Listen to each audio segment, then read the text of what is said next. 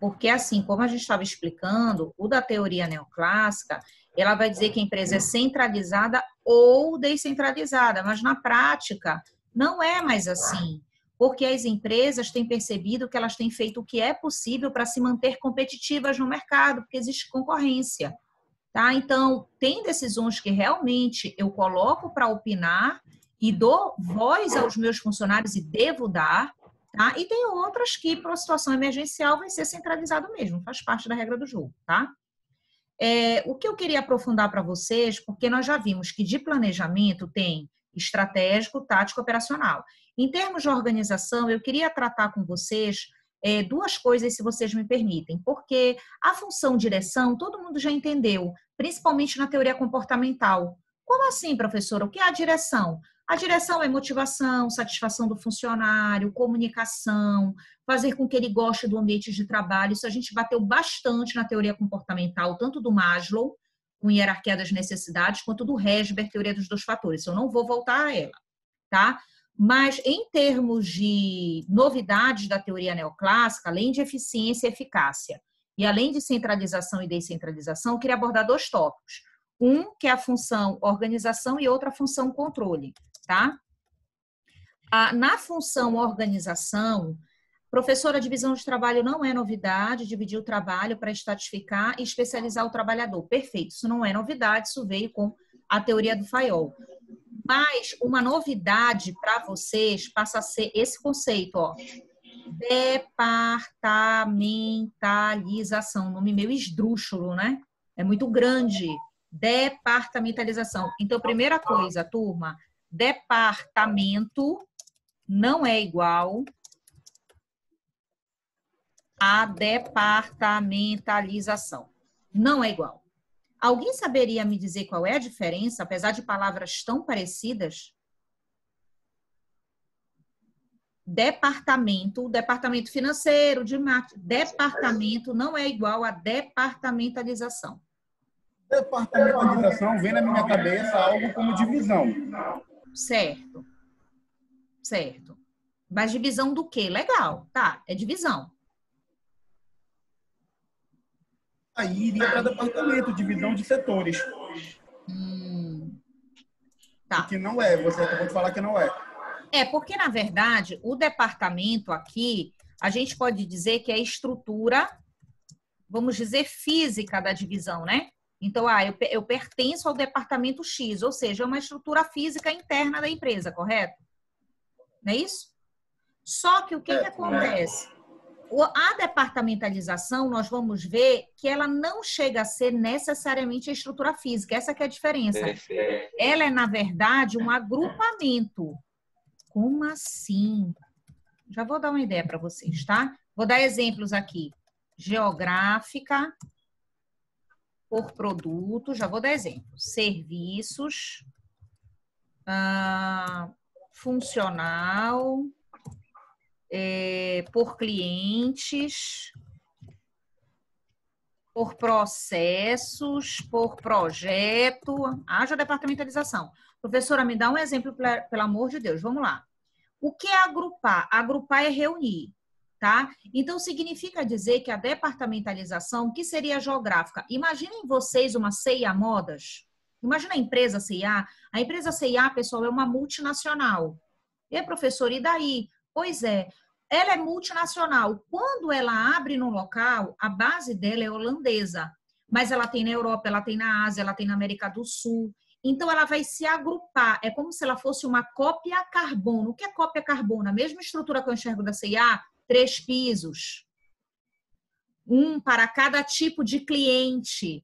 Então, ela é pulverizada, parece um jogo de war. Ela se concentra. Assim, a McDonald's, assim, a Girafas. As franquias, aliás, são bastante departamentalizadas geograficamente, porque elas ficam pulverizadas. Elas copiam aquele formato, aquele modelo de negócios e elas vão se diversificando. Isso é muito mais do que um departamento. Então, quando eu tenho uma departamentalização, não necessariamente eu tenho um departamento com porta, argamassa, não necessariamente eu tenho essa porta que eu estou aqui atrás de mim. Não necessariamente o departamento, ele lembra divisória. Ele lembra no layout, ele é como se fosse um layout. Departamento financeiro, fica lá só o pessoal do departamento financeiro. Departamento de marketing, só o pessoal do departamento de marketing. Então, ele acaba, na verdade, dividindo fisicamente e do ponto de vista de layout. Só que quando eu falo de departamentalização, eu falo da lógica dos procedimentos internos da empresa.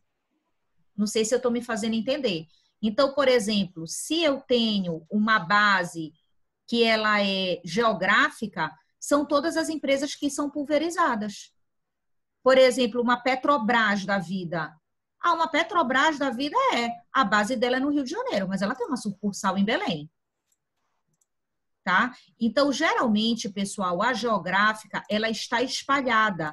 Ela pode ser por região, norte, nordeste, centro-oeste, sudeste. Ela pode ser fora do Brasil.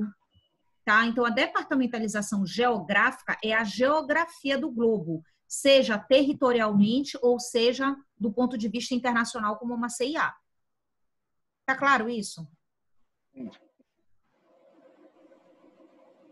Agora, ela pode ser também por produto. Só preciso de outro exemplo.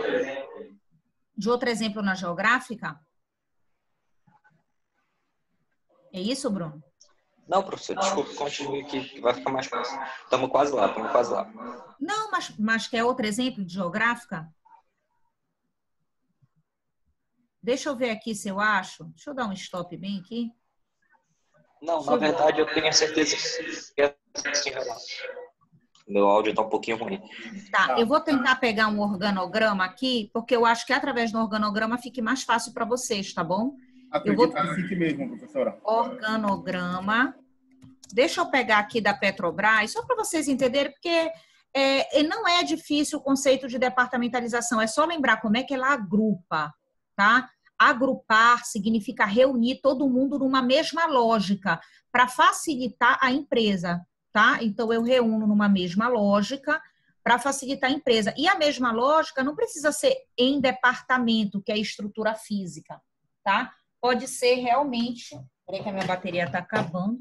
Acho que deixa eu urgente, senão eu caio. E aí, não precisa ser através de estrutura física de argamassa.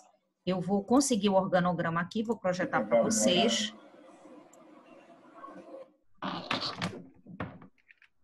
Deixa eu só... Porque até então, professora, aparentemente, a impressão que dá é que a departamentalização seria algo mais abrangente no campo da empresa. Isso E mesmo. o departamento seria mais restrito, seria como se fosse uma célula que compõe o corpo da empresa. Perfeito, é isso mesmo. Porque o departamento... Olha, seria uma parte da departamentalização? Sim. Sim, eu poderia dizer que departamentalização é mais holística, porque existem várias, e que pode ser que na departamentalização tenham departamentos. Sim. Tá? Porque o departamento é uma faceta só da empresa. Deixa eu ampliar aqui. Eu fiquei com esses 3 andares da CIA na cabeça. Tá, já vou voltar a CIA. Eita, converse com o WhatsApp, não tem nada a ver. Desculpa, tá, gente, mas eu tô pegando um exemplo real aqui da internet que vocês estão vendo, então vem essas propagandas, que é uma coisa que eu não posso, eu não tenho como... Ai, sai daqui, desgraça. Tá, vou voltar rapidinho a CIA. A CIA, ela tem departamentalização geográfica, porque Holanda e outros países, mas ela também tem departamentalização por cliente, Rômulo, porque... tem um piso só feminino, um piso só infantil, um piso só masculino.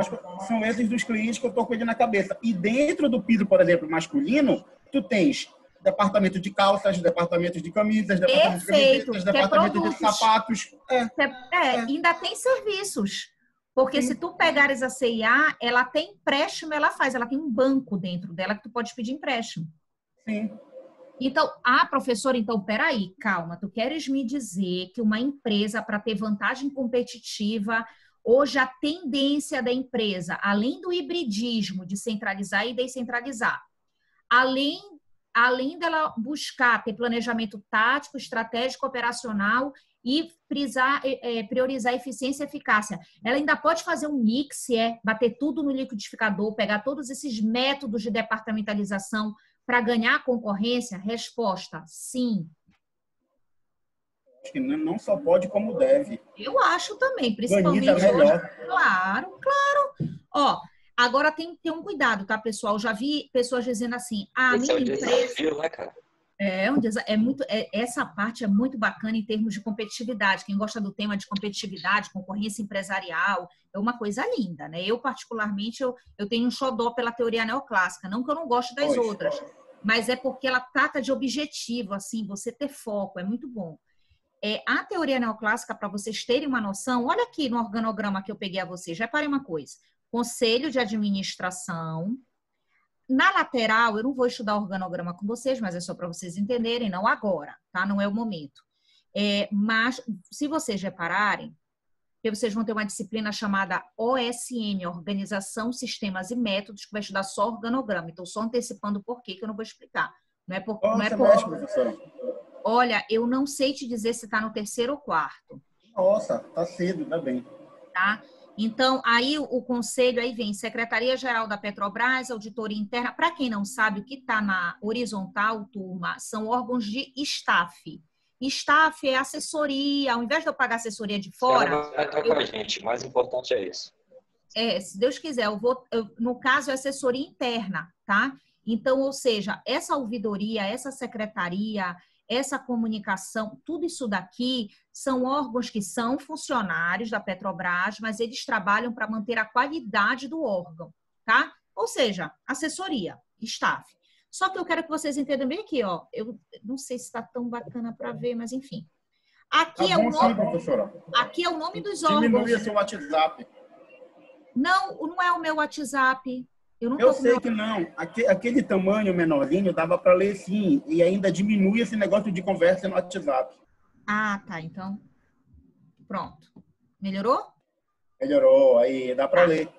Então, olha só, pessoal. Repare uma coisa. A gente está acostumado a olhar assim um organograma. Departamento financeiro escrito aqui dentro. Reparem. Departamento de marketing. Como se fosse departamento, né? Olha como a Petrobras está totalmente afinada com a teoria neoclássica. Não está dentro do departamento, está assim, ó, desenvolvimento da produção de tecnologia. O nome não está departamento. Ora, se o nome não está departamento, já está desenvolvimento de produção e tecnologia, o que é isso? Isso é geográfico? Não. Isso é o nome do cliente? Não. É o nome do produto? Não, é o nome do serviço. Ela está departamentalizando por serviço. Olha outro nome de serviço, exploração e produção de petróleo. É um outro serviço. Outro, refina e gás natural. Outro, financeiro e relacionamento. Aí aqui já passa a ser a função. Recursos humanos. Se vocês repararem, ela troca o nome departamento. Professora, é errado no organograma ter departamento? Não, pessoal, não é errado. Eu estou dizendo só que a teoria neoclássica, ela não trabalha só com o conceito de departamento. Ela trabalha com o conceito também de departamentalização, que ao invés de, no retângulo do organograma ter a palavra departamento, ela já vai com como ela resolve se organizar internamente. Para a Petrobras, é melhor ela se organizar por serviço. Por quê, professora? Porque ela acredita que ela é mais rápida, consegue ter mais celeridade, consegue ter mais efetividade no mercado dessa forma. É como ela escolheu. Não estou dizendo se a Ellen concorda, é como o grupo de conselheiros e o grupo de administração pública indireta, que é a Petrobras, é como ela escolheu se departamentalizar. Tá? Olha aqui, se a gente for olhar para cá, deixa eu ver. Olha aqui, gás natural, energia, logística, tudo isso é nome de serviços, pessoal. Tudo isso é nome de serviços. Então, ela escolhe se departamentalizar por serviços, tá? Se eu for pegar aqui organograma, deixa eu ver uma coisa aqui, peraí. Ambev. Ambev é imensa, mas é só para ter uma lógica, tá? Deixa eu ver aqui onde é que eu pego. Essa aqui não é Ambev, é uma revendedora chamada Disbec, mas ela está ligada a uma revenda, na verdade, da própria Ambev, tá? Aí, é só para vocês entenderem como é que eu acho a departamentalização. Eu vou olhar, olha, que é até uma apresentação, tá, que eu peguei, não tinha nada planejado, mas com certeza ela vai colocar o organograma dela, até alunos que fizeram. Se aparecer o organograma dela, vocês já vão ver que não é igual ao da Petrobras. Então, qual é a lógica, professor? É saber como é, olha, aqui que eu queria. Eu não tenho organograma, mas olha como ela já é geográfica. Ela tem no Brasil, no mundo. Então, já é geográfico, porque ela tem no mundo e no Brasil. Estou falando de Ambev. Agora, ela é por produto. Por que, professora? Sem eu ver o organograma, como é que eu sei que a departamentalização dela é por produto? Gente, olha a quantidade de produtos. Se ela só tiver um produto, ela não é departamentalizada, ela só tem departamento. Mas se ela tiver mais de um produto que ela vende, ela vai ter 2, 3, 4, 5, milhares de linhas de produção. E é óbvio que quem conhece cerveja não necessariamente é bom para cuidar de isotônico. É outro perfil. De fato. De gerente, a gente pensa, não, tudo é bebida. Nananina, não. Tudo é bebida, não. Se você entra numa empresa dessa, você fica impressionado com a linha de engenharia de produção. Tem um gestor de produção para cada linha. Só para isotônico, só para bebida alcoólica, etc. Podem falar. Deixa eu ver se eu encontro aqui o organograma da Ditacuja. Olha aqui os estados que ela está, que já é geográfica. São Paulo, Rio de Janeiro, Distrito Federal, Rio Grande do Sul, Goiás, Bahia, Ceará, Pernambuco, tá vendo? Então, professora, mas isso, se eu abrir uma empresa agora, eu tenho que copiar isso? Claro que não, gente. A forma como o modelo de gestão acredita que vai dar certo, tá? Aqui eu acho que eles mostram muito a Ambev, enquanto o revendedor... É tipo como se fosse a Compar. Deixa eu sair daqui, porque eu não encontrei o organograma. Como assim, professora? Tipo a fibra, professora. Vamos lá. Deixa eu colocar aqui.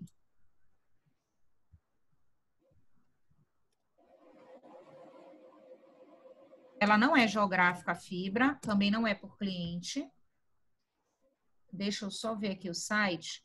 Vocês vão ver que ela é funcional, ela é por função, tá? E ela tem uma estrutura também... Limitação financeira, pode?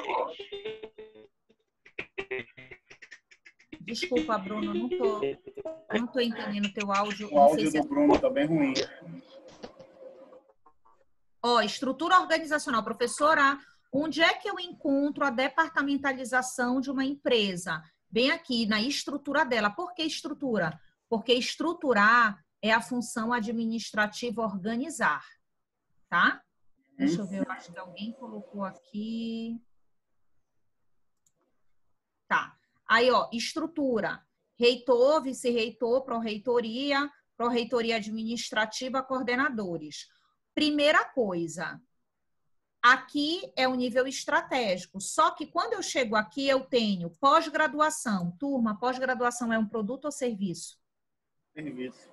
Legal. Extensão é produto ou serviço? Bem. Serviço. Então, já tem mais de um serviço. Iniciação científica é outro serviço? E aí, então, professor, eu já tenho a departamentalização por serviços. Fantástica. Professora, por que eu não tenho por cliente? Porque, gente, a fibra, em nenhum momento, ela pega somente quem é da classe A, B, C, D, ou somente negro, brancos, ou só mulheres e homens. Né? A fibra pega aquela pessoa que passar no vestibular. A única exigência é ter a capacidade civil. Claro, né? Bruno, a limitação financeira de uma empresa pode interferir na escolha da departamentalização? Sim, Bruno, claro que sim. Por quê? Se essa empresa, sim, até os objetivos interferem. Perfeito, Bruno. Porque se a empresa, por exemplo, ela quer ser pulverizada geograficamente, mas ela não é nenhuma franquia, ou ela não tem nenhuma base de várias filiais, ela começa pequena, ela tem que se planejar para crescer, para poder ter a departamentalização geográfica. A mesma coisa. A empresa vende um serviço só, ela é uma empresa que fabrica arroz. Arroz. Mas agora ela quer diversificar a produção dela, professora. Além de arroz, ela quer fabricar açúcar e feijão. Tudo é produto alimentício, Bruno, mas são 3 produções completamente diferentes. Então, se ela quer crescer, ela precisa ter capital de giro, ela precisa pedir empréstimo, ela precisa investir em ações, enfim, ela precisa se alimentar financeiramente para aumentar o leque dela de departamentalização, tá?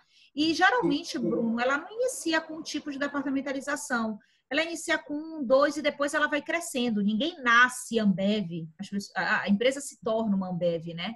É porque a gente só vê o resultado final agora aqui na internet. Só para acabar e responder o Rômulo, aqui departamentalização funcional, mas eu também tenho por função, Rômulo, função.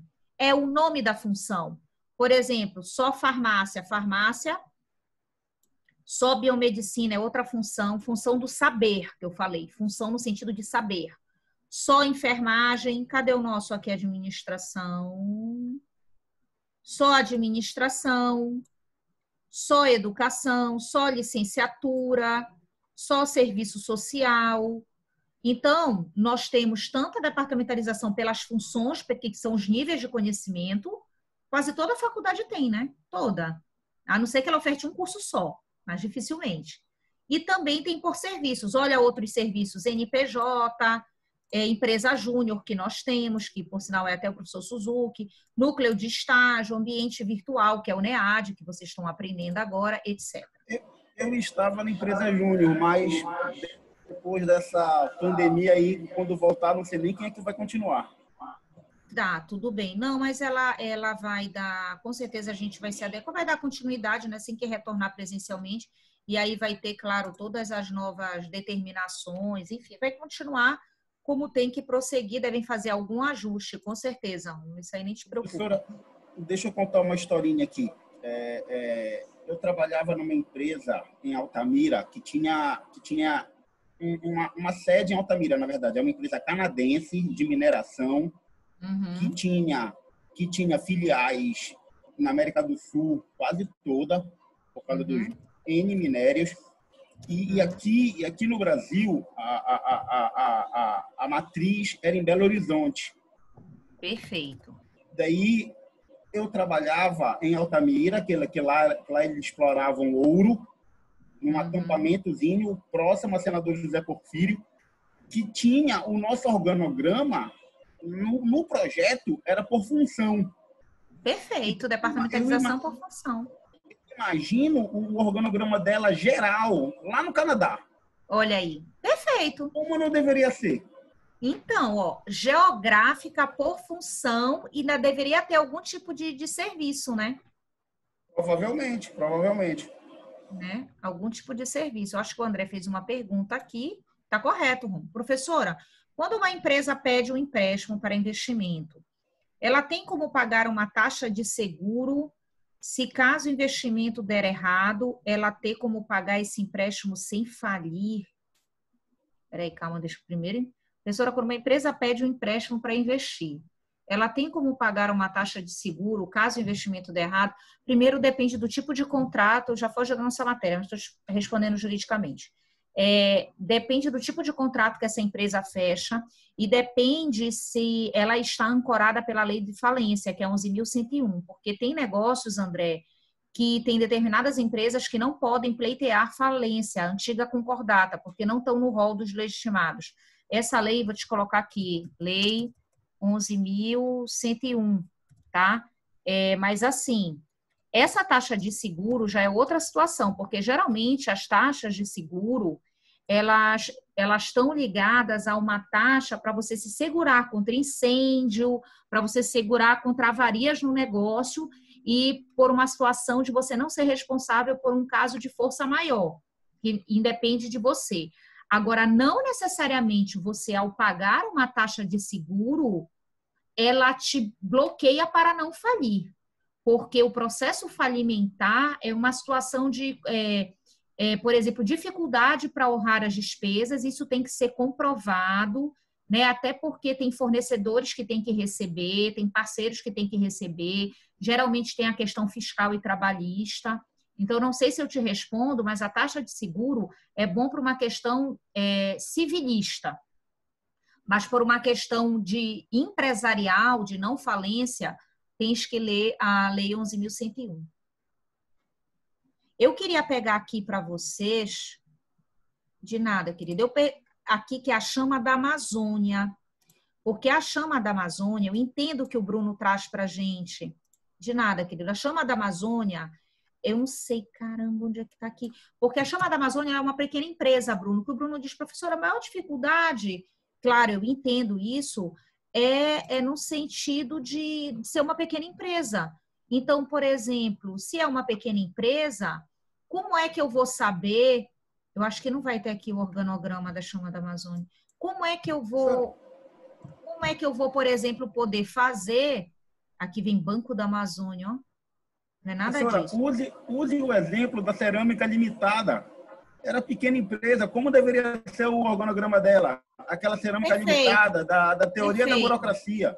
Tá, perfeito. Essa cerâmica limitada, vamos lá. A cerâmica limitada na verdade, ela ia ficar assim, a empresária... Esqueci o nome da também, empresária eu lá. acho que era a Ana, sei lá. Calma, que eu vou já lhe dizer. Cerâmica limitada é a empresa, só que aqui eu poderia colocar diretora, porque ela não é presidente, né? A gente não chama para presidente uma empresa pequena, tá? Só que o que acontece, pessoal? É interessante. Antoniela, tá. O que acontece? Tem duas diferenças entre organograma, foi até bom o Rômulo ter tocado nisso, organograma e funcionograma. Vocês sabem qual é a diferença? É o seguinte, tem um autor, pessoal, que o nome dele é Henry Mietjesberg. Ele é um autor de Criando, para quem gostar, ele é muito bom, tá, gente? Criando organizações eficazes. E ele diz que, em termos de... A gente não fugiu do conteúdo. Para você entender, se alguém está aqui perdido, eu estou ainda aqui em organização, tá? É a mesma coisa, tá? Então, no sentido de criando organizações eficazes, ele vai colocar que tem quase 5 modelos de estrutura. Vocês vão ver que 4 precisam de organograma e 1 não tem como ter. E a cerâmica limitada não tem como ter. Vou explicar por quê. A primeira é o que ele chama de estrutura simples. A estrutura simples é aquela empresa meio que informal, que só tem uma dona e uma gerente. Como é que eu vou colocar lá Antoniela no organograma e embaixo a gerente dela? A Brígida. A Brígida. Imagina, Antoniela. Aí, imagina isso, gente. Antoniela, depois Brígida. Aí, 1, 2, 3, 4, 5. Eram 7 funcionários, né? Eram 7. Gente, organograma a gente não desenha por pessoa física. Organograma a gente desenha por aglutinação de departamento ou de departamentalização. Então, eu não vou colocar no organograma da fibra Ellen, Bruno, Suzuki, Wilson, eu não vou fazer isso. Mas eu lembrei da cerâmica por causa da pergunta do Bruno. Justamente, aí isso que eu vou sair. A pergunta dele é que ela pode ter a departamentalização e ela vai ter por produto não é, porque é um só, que é cerâmico, tá? Sim. Mas ela começou a ter a departamentalização por função, porque pessoas só pintavam o vaso, outros só faziam argila, então ela passou a ter departamentalização por função, mas ela não era geográfica, ela não tinha mais de um tipo de produto, e talvez ela estivesse caminhando, Rômulo, para a departamentalização por serviço, em mais de um serviço, tá? Sim. O que empresas pequenas vão ter, resumo da ópera, para eu não me alongar, elas vão ter funcionograma, essa aqui de estrutura simples. O que é funcionograma? O funcionograma, eu descrevo o que a pessoa faz. Então, eu vou colocar bem aqui, ó. Antoniela, né? Era ela? Antoniela. Aí eu vou colocar gestora. Aí eu vou colocar responsável por... 2, executar... A burocracia aí de novo, né, professora? Tá descrevendo bem as funções de cada pessoa. Exatamente. 3. Formas. Dirigir, blá, blá, blá, blá. Tá aqui, dirigir, tal. Aí tá, professora, e aí depois? Mas aí depois da Antoniela, professora, como é que fica esse funcionograma, já que não é um organograma? Funcionograma fica o quê? Aí eu passo um traço bem aqui, um traço aqui, aqui. Lembra o organograma? Só que no organograma eu não faço um checklist das atividades, entende? No organograma só vem o nome. Eu não faço número 1, número 2, eu não faço tipo uma lista de supermercado embaixo. No funcionograma eu faço. E aí, por quê? Porque o funcionograma, ele é mais informal. Aí, ó. Ô, desgraça. Acho que, ô, meu Deus. Tá? E aí, o que que acontece? Bem aqui, eu já vou colocar... Tá horrível porque é ao vivo mesmo. Aí, o que que acontece? Aqui...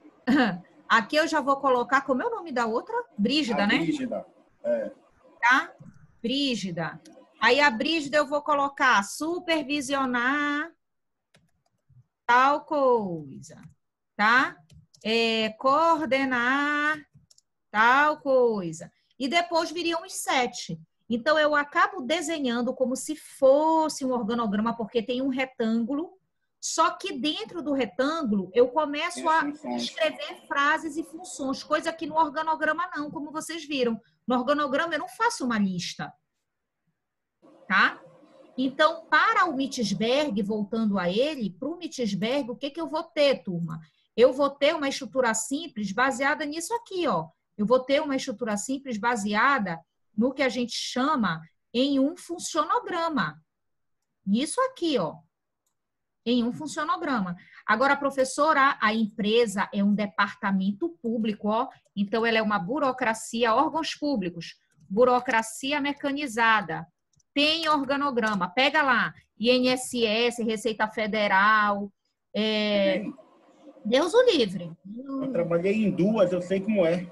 Olha aí, é imenso, né? Imenso. Sim. Tem outras que são burocracias, burocracia profissional.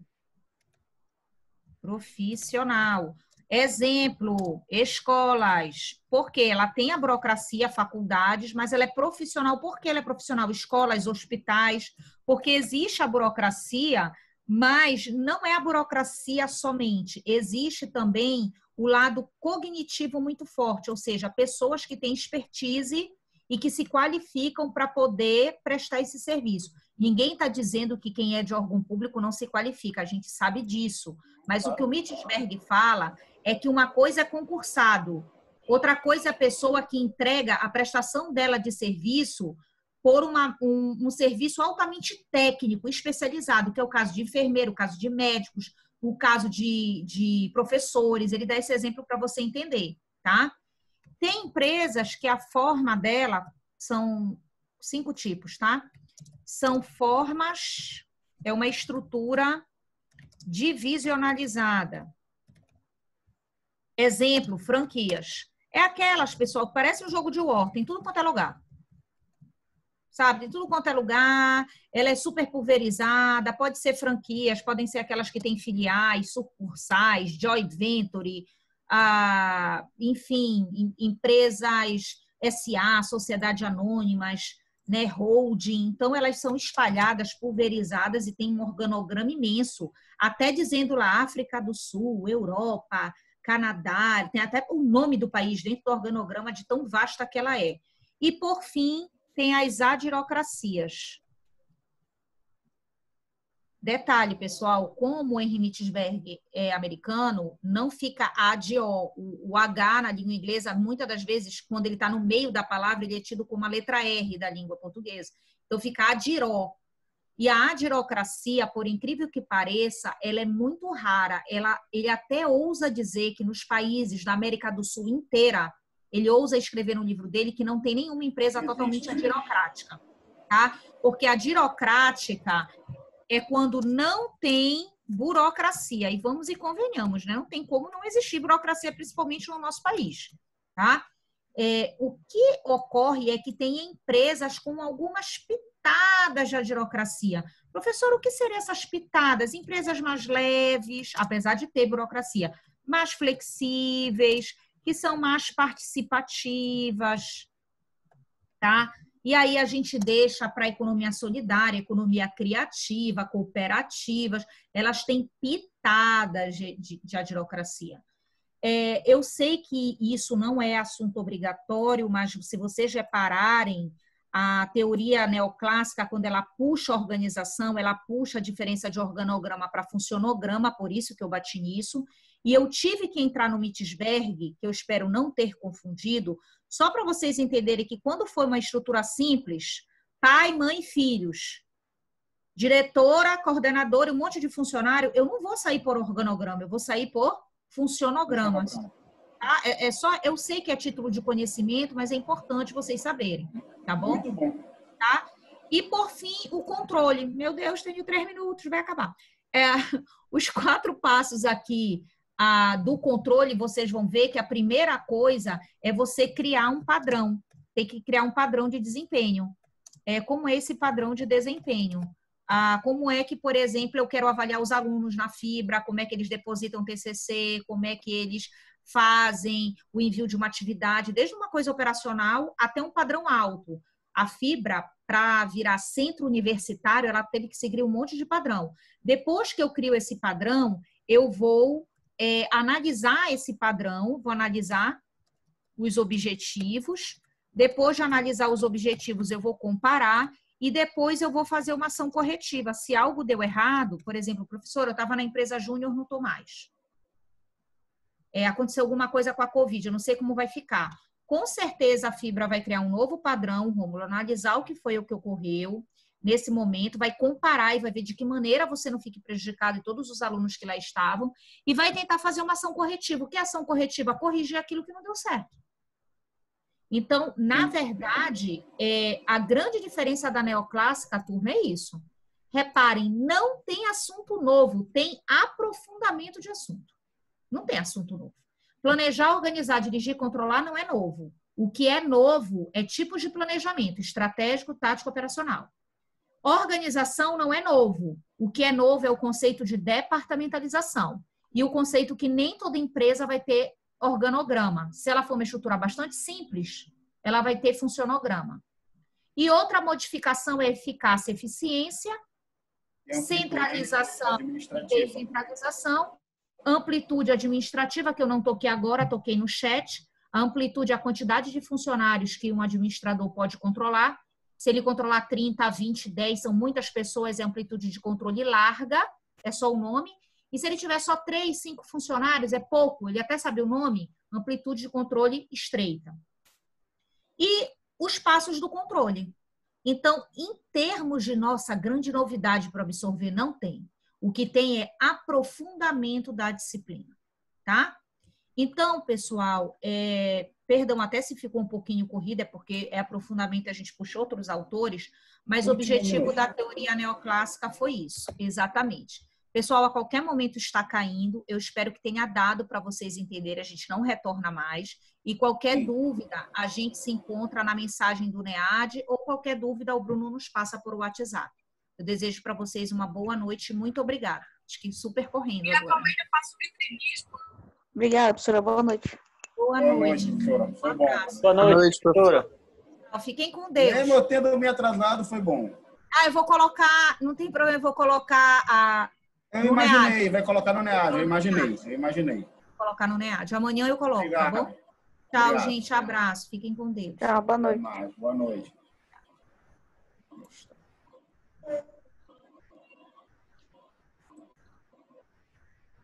Amor.